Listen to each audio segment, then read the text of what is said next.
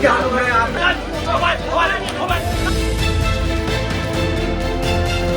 नमस्कार, मैं हूं मंटू कुमार और आप देख रहे हैं खबर फास्ट का डिजिटल प्लेटफॉर्म। महाराष्ट्र में मराठी भाषा को लेकर चले आंदोलन ने सूबे की राजनीति में हलचल बढ़ा दी है।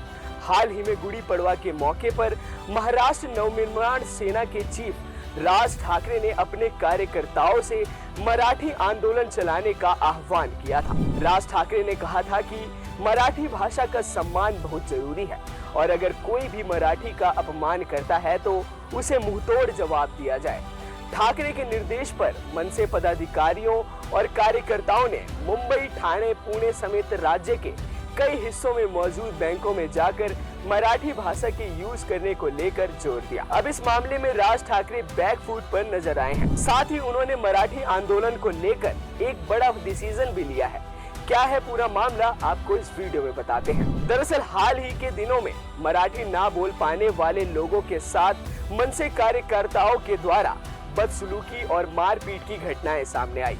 इस संबंध में एक बैंक कर्मचारी के साथ भी मारपीट की घटना देखी गई, जिसके चलते राज ठाकरे की मनसे का मराठी आंदोलन तेजी से विवादों में घिर गया। इस बीच राज ठाकरे ने अचानक एक पत्र जारी किया है और अपने कार्यकर्ताओं को फिलहाल आंदोलन रोकने के आदेश दे दिए हैं। राज ठाकरे ने अपने सैनिकों को पत्र में लिखकर कहा है कि आपने मराठी भाषा के लिए जो आवाज बुलंद की है उसके लिए बधाई। गुड़ी पड़वा के कार्यक्रम के दौरान मैंने कहा था कि महाराष्ट्र के बैंकों में देखा जाए कि मराठी में काम हो रहा है या नहीं। आप दूसरे दिन महाराष्ट्र के बैंकों में पहुंच भी गए और मराठी में काम करने का आग्रह किया। ये अच्छा फैसला था। इससे लोगों में संदेश गया कि मराठी लोगों का अपना स्वाभिमान है। इसके आगे उन्होंने कहा कि अब इस आंदोलन को रोक देना चाहिए।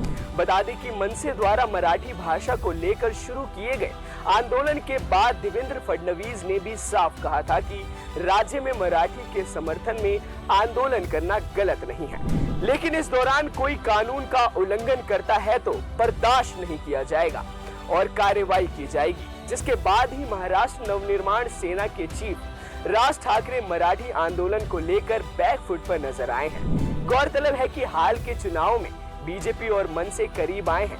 पिछले साल लोकसभा चुनाव में राज ठाकरे ने बीजेपी का समर्थन किया था, जबकि महाराष्ट्र विधानसभा चुनाव में बीजेपी ने कुछ सीटों पर मनसे के प्रति नरमी दिखाई थी। आपको जानकर हैरानी होगी कि मराठी आंदोलन के मुद्दे से बीजेपी को ठेस जरूर पहुंची होगी, क्योंकि महाराष्ट्र के बैंकों में देश के अलग अलग राज्यों से आए कर्मचारी काम करते हैं, जिन्हें मराठी भाषा की जानकारी नहीं है।